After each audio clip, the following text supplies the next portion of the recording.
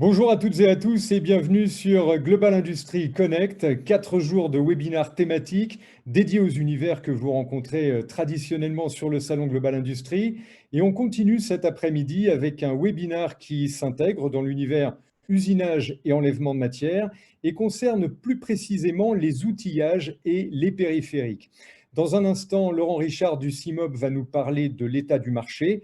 Et puis nous aurons 9 présentations de 3 minutes chacune qui nous donneront un bel aperçu des outillages et des périphériques de l'industrie. Avant de démarrer, un rappel en 3 points pour optimiser votre expérience sur Global Industry Connect. Sous la fenêtre vidéo, vous retrouvez tous les noms des intervenants et des entreprises. Ces noms sont cliquables pour accéder à leurs fiches. En vous connectant sur votre espace MyGI, vous aurez accès au planning de rendez-vous pour prolonger la découverte par un moment business, puisque l'objectif quand même de cette semaine, c'est de déclencher des opportunités dans les écosystèmes. Et tout au long du webinaire, vous pouvez interagir dans le fil de discussion qui est sur la droite de votre écran. Voilà, vous savez tout et nous commençons en recevant M. Laurent Richard, président du groupe équipement, composants, outillage du CIMOP, un organisme que tout le monde connaît, membre de la FIM, fondateur de l'Alliance Industrie du Futur. Alors forcément, le CIMOP est bien outillé pour décrypter les tendances du marché, Laurent. Oui, merci. Bonjour à tous, je me présente. Je suis donc Laurent Richard, directeur du groupe des équipements et accessoires pour la machine-outil au CIMOP. Notre groupe est très représentatif des équipements donc, qui sont nécessaires à la machine-outil pour fonctionner et produire, donc, comme les outils coupants ou les mandrins pour le serrage de pièces en usinage. Et donc, finalement, en ce sens, nous sommes un bon indicateur de tendance et de prévision du marché de la mécanique. Notre groupe, par exemple, c'est 600 millions d'euros de vente d'outils coupants et 350 millions d'euros en accessoires. L'impact de la crise sanitaire que l'on a connue a été effectivement majeur sur notre secteur. Au milieu d'année 2020, les ventes d'outils coupants et équipements représentent une contraction de moins 20% par rapport à l'année précédente, alors que dans le même temps, les entrées de commandes se sont contractées de 40% sur la même période. Donc à l'heure actuelle, les acteurs de notre groupe ne voient pas une grosse amélioration malheureusement sur la fin d'année et anticipent une baisse des ventes grosso modo de 30 à 35% par rapport à l'année précédente, même si un point bas semble avoir été atteint en juin. La raison principale de cette baisse pour notre groupe est la baisse drastique de la demande sur le marché automobile où les investissements ont complètement disparu pendant 2 mois complets. Et enfin, la deuxième raison vient du domaine aéronautique qui est en plein désarroi et qui représentait pourtant une alternative de croissance et de diversification pour tous les acteurs de la mécanique. L'aéronautique, qui avait déjà des problèmes avec le 737 MAX de Boeing cloué au sol, a pris de plein fouet cette crise sanitaire, notamment avec des investissements figés pour au moins encore 1 à 2 ans. Alors, je terminerai néanmoins par une note positive en indiquant que le pire semble derrière nous. La production automobile se redresse grâce aux aides de l'État et le climat général des affaires s'est également redressé nettement en juin. Et nous devrions donc voir revenir un niveau acceptable des commandes de maintenance et de produits standards dès la fin, ou tout du moins dès le mois de septembre. Les investissements, en revanche, eux, devraient se faire un petit peu plus tard et on devrait attendre la fin d'année. Voilà une présentation générale de l'état de notre marché. Je vous remercie et je redonne la parole à mes collègues pour plus de détails. Je vous souhaite une très bonne journée. Merci beaucoup, Laurent, pour cet éclairage en ouverture de session. C'est des chiffres vraiment intéressants à suivre. Et puis, on aura bien sûr toutes les tendances tout au long de ce Global Industry Connect. Alors, merci, Laurent. Et nous allons enchaîner directement avec Florent Gaillard qui nous présente maintenant non, Bertrand Daniel, excusez-moi, voilà, je me suis j'ai été plus vite que la musique. Bertrand Daniel, vous nous présentez les broches haute vitesse pour machine-outil, puisque vous êtes PDG de DM Service. Oui, donc vous avez fait les présentations, merci. Vous pouvez passer à la slide suivante, s'il vous plaît. Donc, EDM Service offre depuis 1984 une gamme de produits et de services pour l'usinage par électroérosion, le fraisage, le polissage, l'ébadurage et le décolletage. Nous avons plus de 4000 clients en France et à l'étranger et un stock de plus de 10 000 produits. Vous pouvez passer à la slide suivante, s'il vous plaît. Ce qui nous intéresse aujourd'hui, c'est la gamme des broches Nakanishi. Nakanishi est un fabricant japonais leader de la haute vitesse et spécialisé dans le petit matériel très compact. La gamme est constituée de broches électriques et de broches pneumatiques. Les broches peuvent être monoblocs ou modulaires, ce qui permet de monter sur les moteurs des renvois d'angle ou des réducteurs en fonction des applications. Les puissances vont de 100 watts à 1,2 kW. Il y a des modèles avec changeur d'outils et des possibilités d'arrosage par le centre des broches. Les boîtiers de contrôle se connectent à la scène de la machine ou du robot pour un fonctionnement automatique avec un retour possible sur les informations de vitesse, d'effort sur l'outil, les fonctions d'arrêt d'urgence, etc. L'intégration sur machine ou sur robot se fait directement dans les montages cylindriques. On peut voir sur le... Vous avez changé les slides, merci. Oui, c'est ça, c'est celui-là que vous voulez. Très bien, très bien. Sur le dessin qui est à gauche, ou directement également sur des montages cylindriques sur robot. Nous avons aussi des montages spéciaux qui permettent de se monter dans les cônes habituels du marché, PA, BP, ISO, HSK, etc. C'est la photo du centre en bas, avec la possibilité de monter plusieurs broches dans le changeur rotatif des machines type centre de perçage, Family Browser, BMG, etc., avec une distribution par joint tournant au centre du changeur rotatif sur la face avant de la machine. C'est la photo du centre en haut. Ou de monter les broches dans le changeur et de les alimenter par un step block, d'alimentation en air pour les broches pneumatiques ou d'alimentation électrique pour les broches haute fréquence. Ce sont les trois photos qu'il y a à droite qui sont prises sur ma ZAC. Ces broches autonomes permettent d'apporter des nouvelles possibilités et ou d'augmenter les performances d'une machine ou d'un robot. On peut donc investir dans une machine dite classique qui va tourner entre 6 000 et 24 000 tours et avec les broches Nakanishi avoir en plus la possibilité d'utiliser des petits outils qui vont nécessiter de tourner à 40 ou 50 000 tours. On pourra aussi finir une pièce en démontage avec un renvoie sur un centre d'usinage 3 axes par exemple ou avec une broche droite pour un tour avec un accessoire. On peut également faire de la rectification avec des petites molettes, usiner ou évaluer sur un robot, avec un robot, concevoir des machines spéciales multibroches et avoir des outils tournants rapides jusqu'à 80 000 tours minute, fiables, sur des machines à décoter. Nous travaillons avec tous les utilisateurs de moyens d'usinage et ils sont mis à la disposition évidemment des fabricants, intégrateurs ou distributeurs pour étudier tout projet ou toute application particulière. Voilà, merci de votre attention. Très bien, merci à vous Bertrand pour cette présentation et bien sûr on peut rentrer en contact facilement avec vous via la page bien sûr qui est sur le programme de Global Industries Connect. Et nous retrouvons maintenant Florent Gaillard qui va nous présenter les innovations de Diagère Industries pour le perçage. Bonjour Florent. Bonjour Jacques, merci. Bonjour à tous, je me présente, Florent Gaillard, directeur commercial chez Diagère Industries, groupe Diagère. Nous sommes fabricants français d'outils coupants carbure, basés dans le Jura, 90 personnes et un chiffre d'affaires de 10 millions d'euros. L'innovation étant un facteur clé de succès fondamental, surtout dans la période de turbulence que nous traversons tous actuellement, je vais donc vous présenter 3 développements réalisés par Diagère Industries avec des exemples concrets qui vont vous apporter des gains de productivité. Le premier sujet, donc, c'est percer à sec dans l'aluminium. Donc, l'objectif recherché étant de ne plus nettoyer les pièces, éviter la pollution, un meilleur environnement de travail et faciliter le recyclage des copeaux. Les difficultés rencontrées sont principalement le problème d'évacuation des copeaux, les rayures sur les surfaces percées, le collage, la qualité des alaisages et bien sûr les performances et les durées de vie des forêts.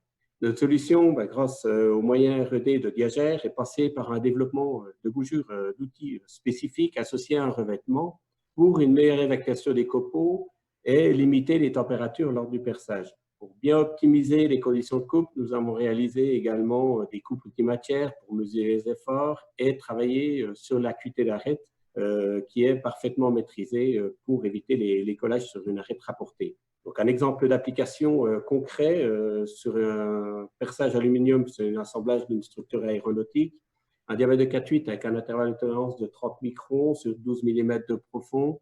À 9000 tours et 900 mm/minute d'avance, on a réalisé 15 000 alaisages dans les qualités imposées pour une application perçage one-shot donc avec tous les critères qualitatifs qui sont imposés.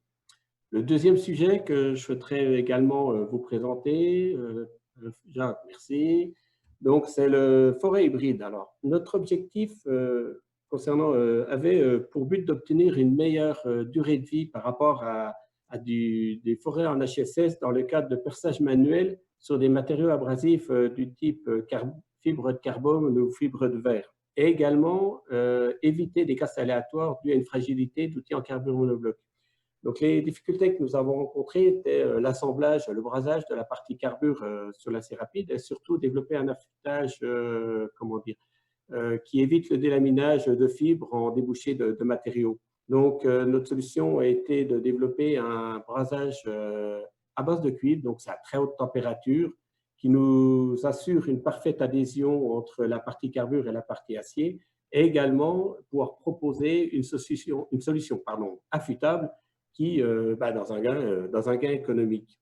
L'exemple que je vous montre là, qui est un exemple purement pour l'aéronautique, mais que l'on peut transposer sans aucun problème à d'autres matériaux abrasifs du type thermoplastique, thermodurcissable, graphite, fibre de verre, et j'en passe. Donc, c'est un diamètre de 6 sur 15 mm de profond. Donc, en perçage pneumatique, avec une avance manuelle, on a obtenu des performances 10 fois supérieures à un outil en acier rapide, tout en garantissant aucun aléa de casse. Ces performances sont des performances chez nos clients qui ont été au départ élaborées en laboratoire chez nous. Le troisième sujet, c'est au niveau de l'innovation, c'est le perçage grande avance. Donc là, notre volonté de développement était de trouver des solutions pour avoir des gains en temps de cycle, mais également minimiser ou réduire vos investissements. Donc, les difficultés sont également l'évacuation des copeaux, comme on a avec des grandes avances, comme dans le cas du perçage à sec aluminium, et minimiser les efforts de coupe, parce que quand on est en grande avance, on a des efforts de coupe importants sur lesquels certains moyens en commande numérique ne peuvent pas supporter. Et bon, bien sûr, on est toujours dans les critères de garantir des bonnes qualités d'alésage et des bonnes qualités de ciblage. La solution proposée par Diageo a été créée sur un outil, non pas en 2 coupes conventionnelles, mais sur un outil de 3 lèvres, 3 coupes, et avec un affûtage au centre très spécifique pour fragmenter les copeaux, comme vous pouvez voir sur le slide, avoir une constance au niveau des efforts de coupe et également avoir un ciblage parfait.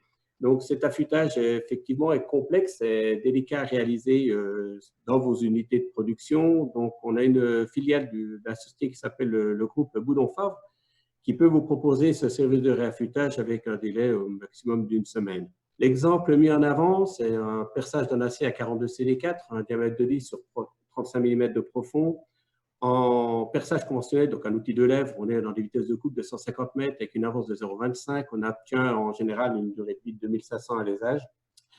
Avec ce type d'outil, on est passé à des avances de 0,56 mm minus, qui nous fait une réduction du temps de cycle par plus de 2 fois.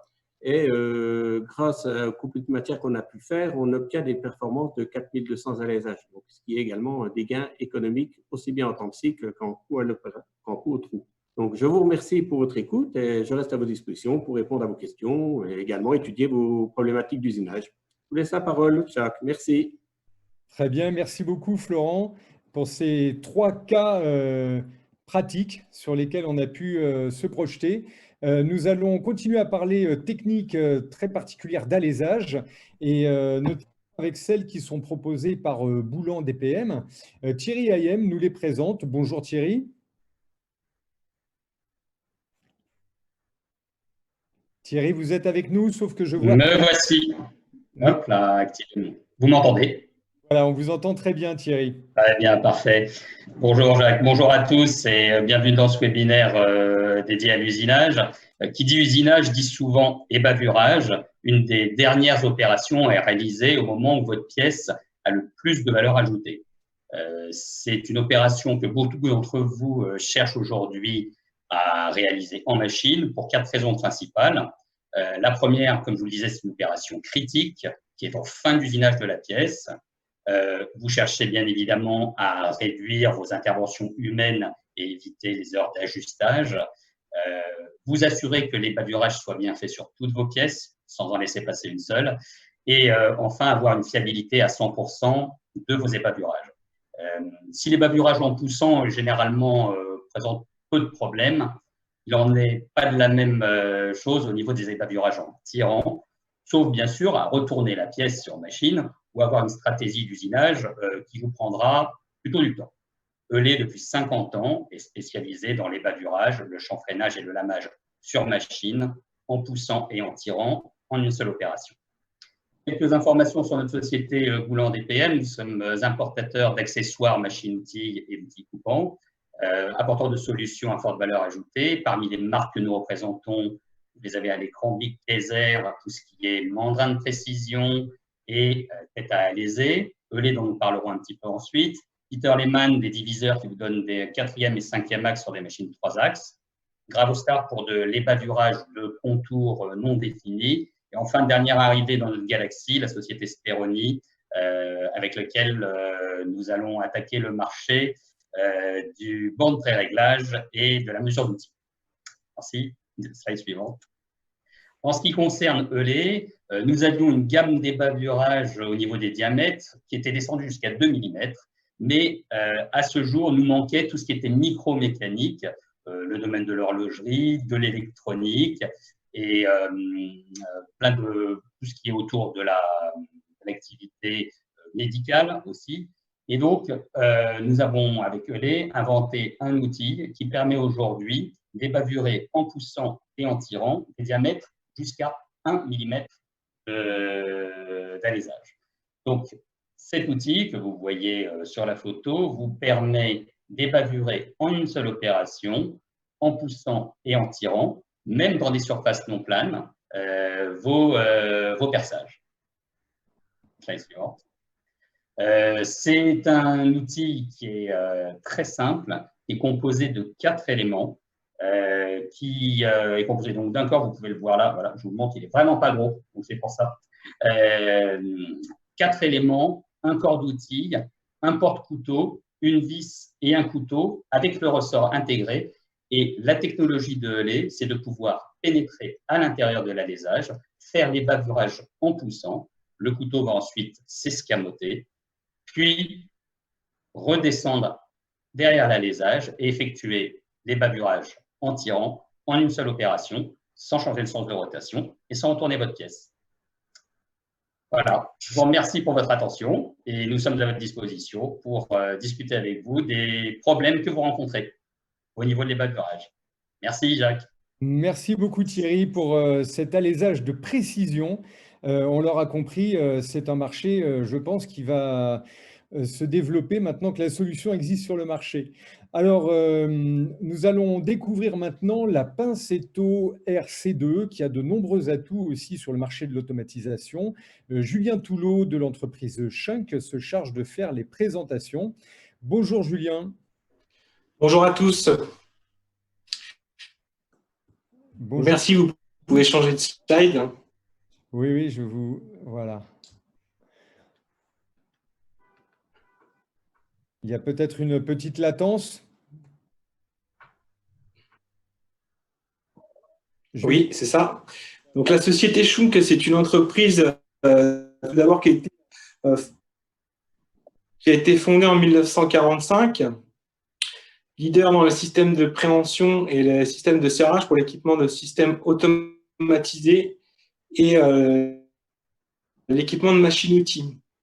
Schunk, c'est 11 000 composants standards par personne sur 9 sites de production et 34 filiales ainsi que distribution pour assurer la présence au niveau mondial au plus proche de nos clients.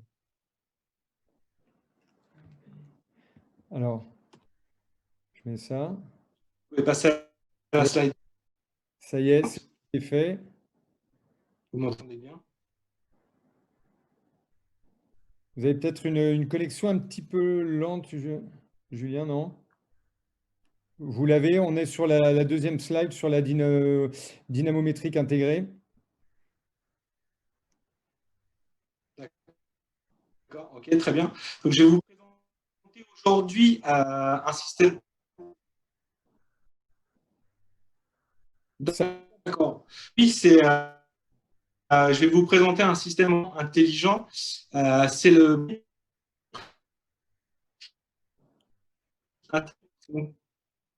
Donc finalement, l'utilisation du savoir-faire Schunk, l'appréhension et le système de chargement roboté. Donc ça n'est que fonction de préhension et serrage de la pièce à 35 mètres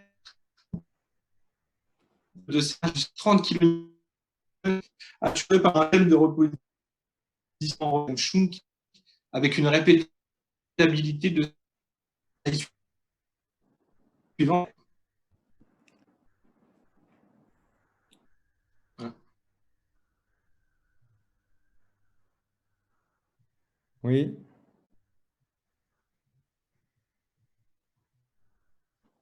Julien, vous m'entendez? Vous m'entendez? Alors, on vous entend, mais un petit peu coupé, un peu avec des petites coupures de son. On est sur la 3e slide. Oui, c'est bon. Oui. Très bien. Donc, R, oui, je vous entends.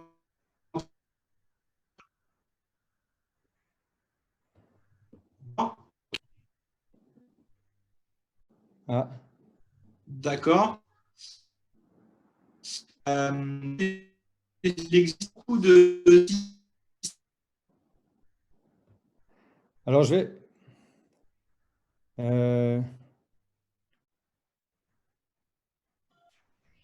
Julien, on vous entend. Je vais reprendre la main.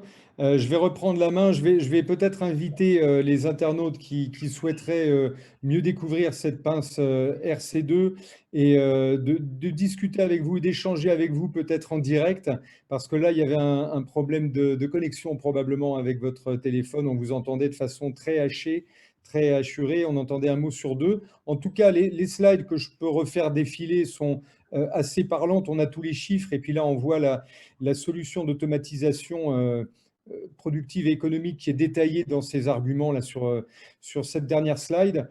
Donc, je vais inviter en fait les internautes qui souhaiteraient aller plus avant dans la discussion avec vous, Julien, de se connecter directement via la page contact sur le site MyGI. Et voilà, on pourra se retrouver peut-être un peu plus tard dans l'après-midi. Et vous êtes toujours là avec nous, Julien? Oui, je suis revenu, je suis là. Là, ça va un peu mieux. Faites voir. D'accord. Donc là, on peut voir des photos d'applications où on peut comprendre le système qui est relativement novateur. En fait, ça consiste tout simplement à lier la préhension et le serrage de la pièce sur un chargement de machine-outil. Donc ça implique un investissement très faible parce que c'est tout simplement un seul étau qui est breveté et qui permet le chargement de la machine-outil. Ensuite, la pièce est prête à être usinée et on peut répéter facilement l'opération. Le système de stockage est plutôt peu encombrant et ça représente un avantage certain. Vous m'avez entendu cette fois? Oui, là, c'était plus clair sur cette dernière slide, c'était très clair. On a compris donc le système breveté, beaucoup de polyvalence aussi qui est offert par ce système. Oui. On aura l'occasion de prolonger ça en direct avec vous sur les pages de MyGI. Merci beaucoup, Julien, pour cette... Très bien, merci, désolé. Il n'y a pas de souci, c'est le direct. On est tous un peu éparpillés en France, des fois même à l'international. Certains sont dans des chambres d'hôtel. Donc voilà, c'est les aléas des réunions comme ça à distance. Merci Julien. Et nous allons enchaîner avec le leader mondial des solutions de gravure, marquage et traçabilité. Et pour nous guider, je donne la parole à Benjamin Deblicky. Bonjour Benjamin. Bonjour à tous, merci de votre invitation et merci à tous d'assister à ce webinaire. Donc Gravotech, c'est une entreprise française aujourd'hui qui est effectivement le leader mondial des solutions de gravure, de marquage et de traçabilité. Donc c'est une entreprise qui a 4 entités, donc un siège social à Lyon où je me trouve, une usine qui est à la Chapelle-Saint-Luc, près de Troyes, une usine aux États-Unis à Duluth, près d'Atlanta, et enfin une usine à Shanghai, en Chine. On est présent à travers le monde via nos filiales, donc à peu près une vingtaine de filiales, et via nos distributeurs dans les pays où nous ne disposons pas de filiales, de façon en fait à servir la plupart des entreprises industrielles mondiales. Donc aujourd'hui, Gravotech, c'est principalement 3 entités qui sont Gravograph, Technifor et Type 3. Les marquages Gravotech sont partout autour de nous. On va retrouver la plaque de boîte aux lettres, la plaque de machine-outil marquée on-off, la pièce automobile, c'est plutôt ce qui va nous concerner aujourd'hui, le tableau d'électricien, la bouteille de parfum que vous allez faire personnaliser ou votre boule de pétanque que vous allez faire personnaliser avec votre nom. Tout ça sont les machines du groupe Gravotech à travers soit Technifor, soit Gravograph, soit les logiciels type 3. Donc, on va avoir différents moyens de personnaliser, de marquer, de tracer les pièces. Donc, on va être principalement dans du direct part marking, c'est-à-dire qu'on va marquer directement sur les pièces.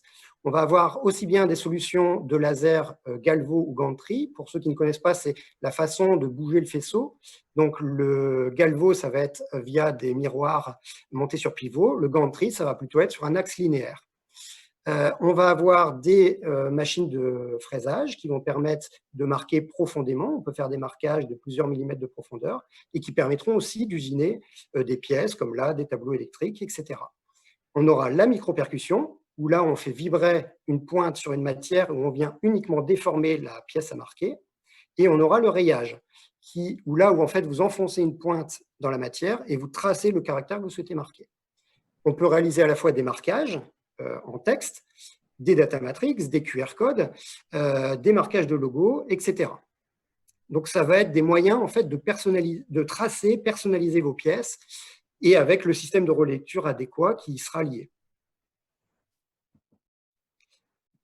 On retrouvera aussi bien des machines autonomes qu'on appellera benchtop. Donc, vous voyez en haut à gauche une machine laser qui sera caractérisée avec notre dernière série de machines qui est sortie, les stations Willaz, dédiées à faire des marquages, par exemple, dans des boutiques ou dans des bureaux, mais on peut aussi travailler en atelier.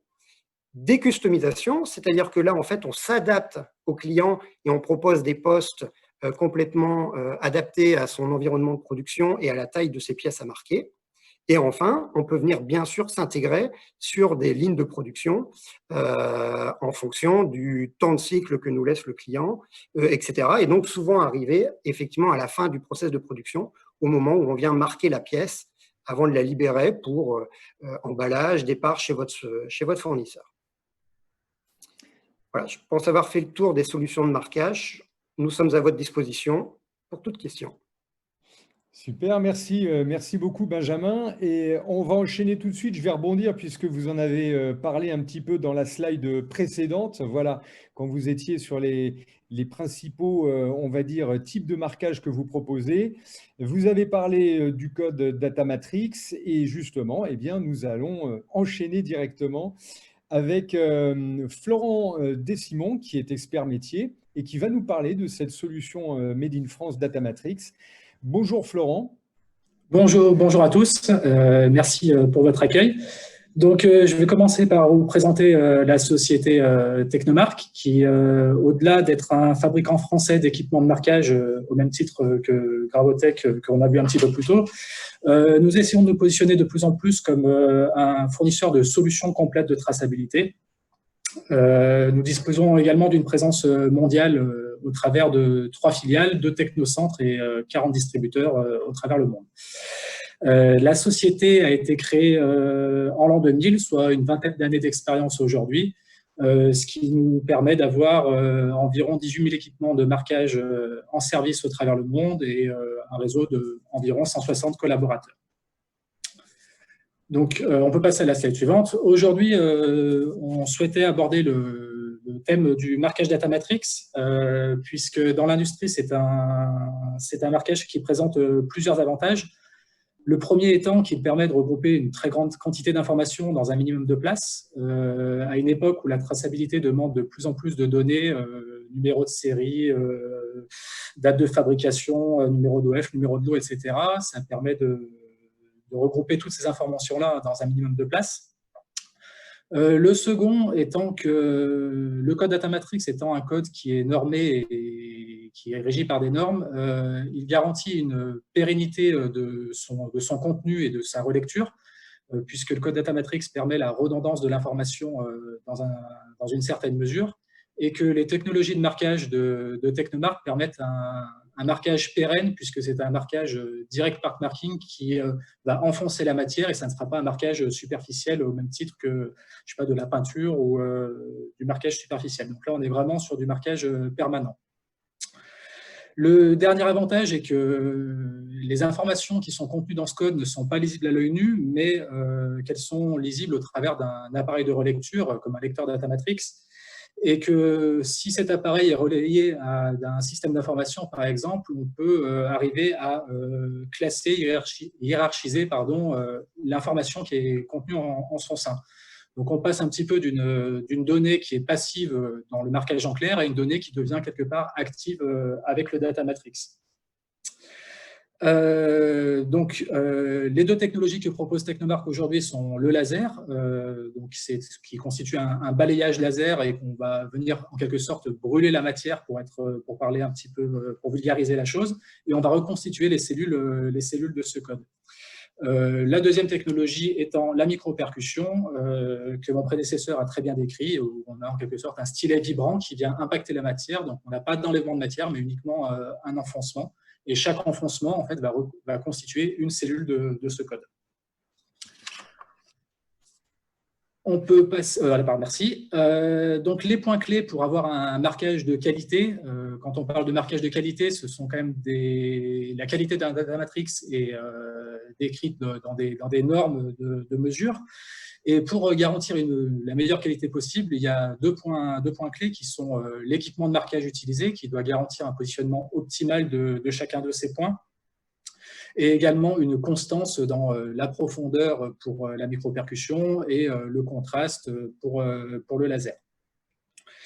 De même, le réglage de cet équipement et de son environnement doit être réalisé avec précision pour garantir la pérennité de l'action de marquage dans le temps sur une ligne de production ou sur pour un poste manuel. Donc aujourd'hui, Technomark, au-delà de proposer les machines de marquage, est capable d'accompagner ses clients pour obtenir la meilleure qualité possible de marquage et force de conseil quant au choix de la technologie à retenir en fonction de l'état de surface, de la forme de la pièce qu'on souhaite marquer. Donc, vous pouvez voir à l'image ici, typiquement, une relecture d'un marquage Datamatrix réalisé au laser sur la partie haute et un zoom un petit peu sur des impacts d'un Datamatrix réalisé en micro-percussion. Donc, sur cette dernière slide, vous avez un petit aperçu des différentes machines que nous proposons qui permettent de réaliser ces marquages, qu'ils soient Datamatrix ou en clair. Nous sommes bien sûr aussi capables de marquer du texte en clair, lisible à l'œil nu. Et vous avez sur la partie gauche toute la partie concernant la micro-percussion avec notre équipement modulaire multi-4 sur la partie en haut à gauche et la machine plus dédiée à l'intégration sur ligne de production en sortie de machine-outil, voire sur machine-outil en bas qui est la M4 Inline. Et sur la droite, ça concerne la technologie laser, où vous avez typiquement une station de marquage laser Graphics, et juste en dessous, l'exemple d'un laser qu'on pourrait intégrer sur ligne de production ou en sortie de machine également, mettre dans des postes personnalisés ou un petit peu comme on veut et adapté à la situation et aux besoins du client. Voilà, merci à tous pour votre écoute. Et puis, si vous avez des questions, n'hésitez pas à les poser ou à nous rejoindre sur notre site internet ou en cliquant sur notre lien sur le site Global Industries. Merci pour votre écoute. Merci beaucoup à vous, Florent. Et j'ai remarqué le petit logo de la French Fab sur votre présentation. Voilà. Tout à fait. Tout à fait. On est fabricant français et on le revendique et on continue, on fait tout pour le rester.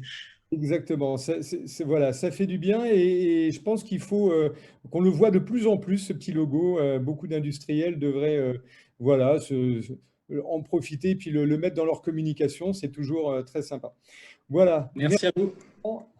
pour cette présentation et nous partons maintenant dans une entreprise familiale spécialisée dans les lubrifiants.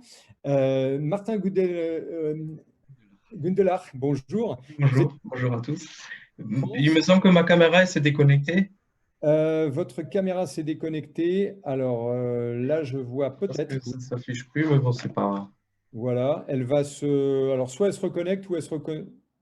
Ou sinon, on a un très bon son. On peut rester Oui, comme voilà. On va faire avec le son, ça ira aussi. avec le son. Alors, Martin, vous êtes directeur général de la division France et vous allez nous parler du sens de l'excellence chez OLED. Donc, un nom imprononçable, tout simplement parce que nous sommes une société allemande, donc une petite start-up de plus de 130 ans. On a commencé en 1897 avec des huiles moteurs. Peu à peu, nous avons évolué dans les lubrifiants industriels. Donc, une société familiale depuis plus de 130 ans, spécialisée notamment dans l'huile de rectification, l'huile diélectrique et les hydrosolubles. Et surtout, notre credo est l'atteinte de la perfection, ce qui n'est jamais atteignable dans les huiles, parce qu'il y a toujours des facteurs qui font que nous n'avons jamais l'huile parfaite. Toutefois, nous travaillons en étroite collaboration avec tous les fabricants de machines. Donc, nos produits sont élaborés et développés avec ces fabricants dans notre propre laboratoire. Et nous essayons nous-mêmes les produits chez nous avec nos propres machines, mais aussi chez les clients et les fabricants de machines. On fait un chiffre d'affaires, on est encore au chiffre, merci, de un peu plus de 38 millions d'euros par an. Sur 5 filiales, nous sommes 120 salariés, dont la filiale française qui, elle, fabrique les produits pour la forge pour l'export. Donc, c'est aussi une fabrication française, si vous voulez, comme on avait fait le petit clin d'œil sur la fabrication française juste à la présentation précédente. Donc, nous avons dans notre programme les huiles de rectification à base PAO, polyalpha-oléfine, donc entièrement synthétique, GTL, gastoliquide, donc une solution intermédiaire qui est considérée chez nous comme un milieu de gamme et pas comme un haut de gamme, et l'hydrocraqué qui quasiment est amené à disparaître parce que c'est une huile complètement insatisfaisante. Mais nous avons développé depuis plus de 20 ans l'huile PAO, donc l'huile de rectification. On est assez bien représenté mondialement dans ce type d'huile. Pourquoi la PAO? Elle est entièrement synthétique et amène ou peut avoir un effet d'augmentation de la productivité pour le client, constaté entre 9 à 22% lors des tests. Il y a une longévité qui a accrue de l'huile, entre 5-6 ans pour une autre à plus de 10-12 ans pour la Syntogra NTTK PAO.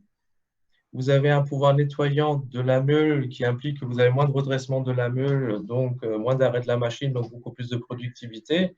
Vous avez des additifs de nettoyant des machines et vous avez aussi des additifs contre le lessivage de cobalt, ce qui a pour conséquence un confort de travail pour les collaborateurs parce que le cobalt est une substance très dangereuse.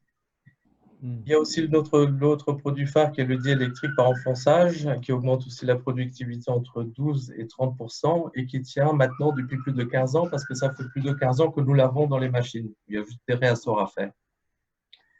À côté de ça, nous commercialisons en France les systèmes de filtration Vomat, tout simplement parce que ce sont les meilleurs systèmes de filtration pour les huiles de rectification sans adjuvant. Donc, facile d'entretien, elle est compacte et puis présente des filtrations entre 3 et 5 microns. Et aussi les porte-meules et les membranes GDS, parce que ça permet aussi d'améliorer la productivité. Vous avez une meule qui tourne rond avec un porte-meule GDS. Vous avez une meilleure qualité de surface et du coup, moins d'usure aussi de la meule. Mais ça, c'était plus une demande des clients de proposer un packaging complet. Voilà. On peut passer au slide suivant, merci. Donc oui, la perfection pour vous, parce que tout simplement, nous, on s'efforce à développer ce qu'il y a de meilleur pour nos clients. Ça commence déjà par le choix des additifs d'origine qu'on met dans nos huiles, qui sont de haute qualité, ce qui implique forcément une huile de haute qualité. Alors, je ne cache pas, vous la payez très cher, l'huile, mais il y a un retour sur investissement assez rapide, puisque vous n'avez quasiment pas de brouillard, pas de perte, et quasiment pas de réassort, une longévité accrue. Voilà, ça sera tout pour OLED. Bien, bah écoutez, on voit quand même que vous travaillez énormément, presque main dans la main avec vos clients.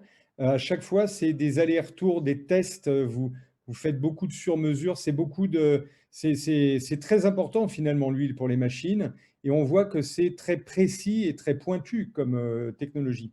Très précis, oui. Et à ne pas négliger. Souvent, le client achète une machine qui est très chère, donc il faut aussi mettre une huile qui est faite pour la machine, qui a été développée pour la machine. Donc, c'est un investissement à prendre en compte également. Tout à fait. Bien. Le message est passé. Merci beaucoup, Martin. Et Merci à vous. on vous retrouve alors en direct sur la page du programme GI. Et on va enchaîner maintenant, toujours dans les lubrifiants. Nous allons accueillir Guillaume Geneste de Clute France, qui va nous parler d'un lubrifiant sans huile. Alors, bonjour Guillaume. Bonjour Jacques, merci de me donner la parole. Bonjour à toutes et tous. Et donc on va continuer, comme disait mon prédécesseur, à parler de lubrifiant, puisque le lubrifiant, comme il l'a dit, est quelque chose de très important. Alors je vais commencer par me présenter en quelques mots. Donc je m'appelle Guillaume Geneste, je suis Business Unit Manager chez Clute France pour la division M&C, pour tout ce qui est usinage et dégraissage. Avant de vous présenter notre gamme AccuFluid, qui est une innovation technologique majeure dans le monde des lubrifiants solubles d'usinage, j'aimerais d'abord partager avec vous en quelques mots qui nous sommes et ce que nous faisons. Alors pour la petite histoire, le groupe Clute tient son nom des fondateurs Maria et Wilhelm Clute, qui dans les années 50 ont depuis un petit laboratoire installé dans le garage de leur maison à Heidelberg, une ville dans le sud-ouest de l'Allemagne, développé un solvant et diluant universel pour la peinture. Alors le succès est alors immédiat et l'entreprise ne cessera depuis de se développer. En 70 ans, la petite entreprise familiale s'est muée en un groupe international comptant 700 collaborateurs sur 4 continents, 12 filiales dans le monde avec des unités de production intégrées, dont celle française qui est située à Kunzig, à 30 minutes de Metz. Donc pour nous aussi, Cocorico, nous avons de la production en France. Alors vous l'aurez compris, beaucoup de choses ont changé depuis la création, mais notre société est restée fidèle à sa tradition familiale. Pour preuve, Martin Clute, le fils des fondateurs, est notre PDG. La philosophie d'innovation industrielle et notre très forte culture produit sont des piliers essentiels dans le développement de notre politique commerciale. Nous sommes fiers de servir quotidiennement nos 3500 clients et de produire plus de 15 000 formules. Alors en 5C ou en 5 mots, nous répondons au process de cutting, donc d'usinage, de cleaning, de dégraissage, de coating, traitement de surface, conserving, c'est tout ce qui est fluide de protection, et clearing pour les produits de nettoyage et décapage. Slide s'il vous plaît. Alors, la technologie AccuFluid, j'y viens. Alors, c'est le fruit de plusieurs années de recherche et développement dans nos laboratoires. Le cahier des charges s'est construit à partir des retours que nous avions du terrain, grâce aux milliers d'entreprises que nous sommes amenés à visiter chaque année à travers le monde. Sans vouloir caricaturer, combien de fois dans ma carrière ai-je pu entendre et constater une instabilité des bains, des odeurs pestilentielles, des atmosphères de travail inconfortables, des pièces huileuses, des machines grasses, des sols glissants. Également, bon nombre d'opérateurs, au contact quotidien avec certains fluides, subissent démangeaisons, dermatites ou plus grave encore, des allergies irréversibles. Quid des vidanges trop fréquentes et des variations importantes des conditions de coupe et des usures d'outillage. Alors, fort de ces constats, nous avons eu l'ambition de révolutionner les formulations classiques d'une émulsion d'usinage. Alors, je rappelle qu'une émulsion d'usinage ou une microémulsion, c'est formulé à partir d'une huile de base, minérale ou végétale, de tensioactifs qui assurent la liaison entre l'huile et l'eau, et d'un package d'additifs de performance. La majeure différence avec nos AccuFluid, c'est que nos produits sont formulés sans huile et sans tensioactifs. Slide suivant, s'il vous plaît. Alors, vous vous demandez probablement pourquoi et qu'est-ce que ça change. Eh bien, parce que sans huile, nous améliorons la détergence du fluide, la propreté des installations, l'aspect du bain et le relargage des huiles étrangères. En outre, et un point essentiel, nous diminuons les tensions de surface sur les pièces et dans les copeaux. Ça implique une réduction de consommation mesurée chez nos clients de 30 à 50%. S'affranchir des tensions actives, ça permet également de priver de nourriture les bactéries et d'empêcher leur éventuelle prolifération. Alors, clou du spectacle, si je peux me permettre, nos AccuFluid n'ont aucun pictogramme sur les fiches de données de sécurité. C'est une vraie prouesse technique, en plus d'être un élément vertueux pour la responsabilité HSE des utilisateurs. Notre gamme répond à toutes les opérations d'usinage, des plus classiques aux plus exigeantes, grâce à 5 niveaux de lubrification. Nous comptons aussi une formule dédiée au travail de l'aluminium et une autre pour les métaux ferreux. Dernier point, les performances en coupe sont vraiment exceptionnelles et sont permises grâce à un cocktail de polymères hyper performants. Oups là. Eh bien, pour conclure, mon équipe et moi, nous tenons à votre disposition pour réaliser des audits sur site. Et puis, je crois qu'on en a fini. Merci à tous. Merci à vous, Guillaume, pour cette présentation très claire. À bientôt avec Lutte. Bravo. Voilà, le petit placement produit de fin, c'est très clair et passionné aussi. On voit que décidément l'industrie a beaucoup de domaines variés, mais que tout fonctionne ensemble et qu'il y a beaucoup de passion dans énormément de boîtes. Et on voit aussi tout le potentiel de l'Europe, hein, quand on vous écoute les uns les autres. On a eu tout à l'heure, tout au long de la journée, des entreprises espagnoles, italiennes. Là, on voit des sociétés allemandes qui développent beaucoup d'affaires aussi en France. Il y a une carte européenne à jouer très certainement dans la relance qui est évidente et qui doit se faire encore mieux.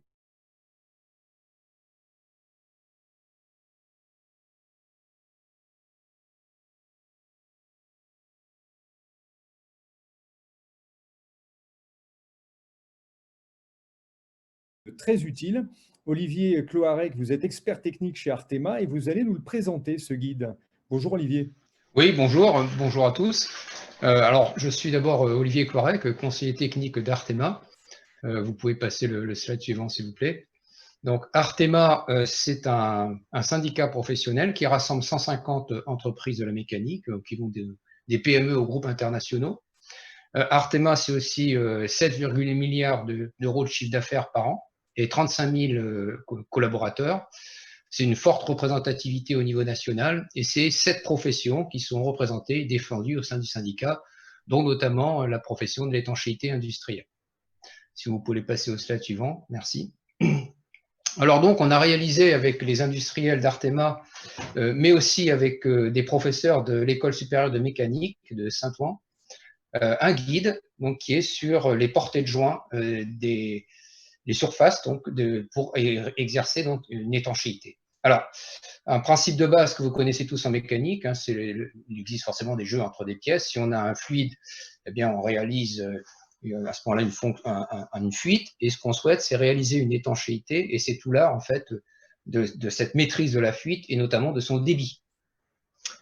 Alors, une petite mise en situation qu'on peut voir sur les graphiques qui sont en dessous. Alors, tout d'abord, pour réaliser une parfaite étanchéité, on prend un joint et puis une surface et on se dit, en comprimant au maximum le joint sur cette surface, sa déformation va venir épouser finalement tout le relief en fait de cette surface et notamment venir combler les vides et ainsi faire un barrage fluide. Bon, sauf que dans la réalité, c'est pas aussi simple que ça. Parce que tout simplement, le joint lui-même a des caractéristiques de déformabilité qui font qu'il ne peut pas forcément s'inscrire parfaitement, épouser parfaitement la forme dans laquelle on lui demande de s'inscrire. Et puis, on peut aussi avoir des défauts de surface qui sont suffisamment significatifs pour qu'on puisse néanmoins laisser passer une fuite. Si vous pouvez passer au slide suivant, merci. Alors, on trouve finalement 2 cas. Un cas statique et un cas dynamique en translation et en rotation. Alors, dans le cas statique, là, par exemple, c'est le cas d'une bride. On va avoir une situation qui est idéale, qui est le cas 1, où on va exercer un usinage sur des circonférences, et donc chaque finalement contact circonférentiel va créer un barrage fluide, et le fluide donc, ne pourra pas s'écouler, par exemple, de la partie centrale vers l'extérieur. Bon. Mais ça, c'est assez difficile à réaliser. Et par contre, donc, le cas qu'on rencontre le plus souvent, c'est le cas numéro 2, où là, par tournage, on va pouvoir réaliser une strie finalement en spirale, et là, avec une certaine force de pression, on va pouvoir maîtriser en fait cette fameuse fuite, donc qui est la fonction étanchéité. Et puis, bon, un cas que je signale quand même en 3, qui est bien évidemment à éviter, c'est quand on fait des stries qui sont parallèles, là, on peut générer malheureusement des fuites. Alors, si je m'intéresse à la partie dynamique, donc que ce soit en translation ou rotation, il y a aussi le facteur lubrifiant qui intervient. Et donc, on voit que le cas le meilleur, c'est le cas numéro 2, où on va avoir en fait un réservoir de fluide suffisant, avec des creux, et en même temps une surface de contact ou d'appui du joint qui va être correcte. Donc, c'est-à-dire qu'on a peu de pics ou de sommets, et c'est finalement ce qu'on va chercher à réaliser. On va bien évidemment éviter le cas numéro 4, qui lui, d'abord, il y a énormément de pics, très peu de surface de contact, on crée de l'usure en plus, donc ça, c'est absolument à prohiber. Donc finalement, quand on cherche à comprendre ce problème de cette spécification complète, c'est une triple spécification qui comprend à la fois un aspect fonction d'étanchéité, qu'est-ce qu'on veut étancher exactement, jusqu'où on veut aller en termes de contrôle du débit de la fuite, mais c'est aussi une problématique d'état de surface. Donc, on va chercher, bien sûr, à avoir une état de surface qui présente le maximum de creux pour avoir, par exemple, des réservoirs d'huile, mais aussi qui est le moins, on va dire, de pics.